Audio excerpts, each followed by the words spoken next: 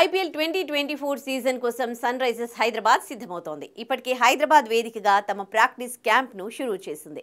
అందుబాటులో ఉన్న ఆటగాళ్లంతా ఈ క్యాంప్లో పాల్గొనగా టోర్నీ ప్రారంభానికి ముందు కీలక ఆటగాళ్లంతా జట్టుతో కలవనున్నారు. మార్చి 22 నుంచి ఐపీఎల్ 2024 సీజన్ ప్రారంభం కానుండగా సన్ రైజర్స్ హైదరాబాద్ తమ తొలి మ్యాచ్ను మార్చి 23న కోల్కతా నైట్ రైడర్స్తో కోల్కతాలోని ఈడెన్ గార్డెన్స్ వేదికగా ఆడనుంది.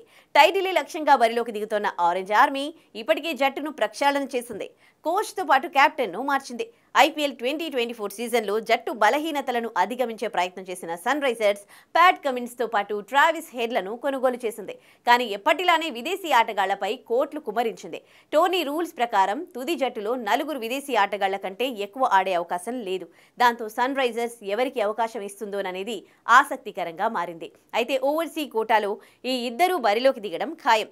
ఓపెనర్గా ట్రావిస్ హెడ్ ఇన్నింగ్స్ ప్రారంభించే అవకాశం ఉంది. లోయర్ ఆర్డర్ బ్యాటర్గా, కెప్టెన్గా, పేసర్గా ప్యాట్ కమిన్స్ తుది జట్టులో కొనసాగుతాడు. గాయాలైతే తప్ప ఈ ఇద్దరు ప్రతి మ్యాచ్ ఆడే అవకాశం ఉంది. ఇక వికెట్ కీపర్గా హెన్రిచ్ క్లాజెన్ తుది జట్టులో ఉండడం ఖాయం. అతని విధ్వంసకర బ్యాటింగ్ కూడా జట్టుకు కలిసి రానుంది.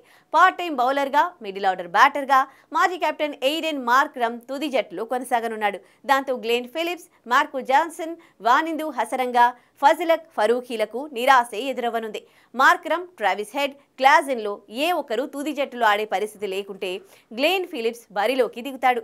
కమిన్స్కు బ్యాకప్గా మార్కో జాన్సన్ ఆడవచ్చు. కాబట్టి హసరంగా, ఫజిలక్ ఫరూఖీకి మాత్రం తుది జట్టులో చోటు కష్టమే.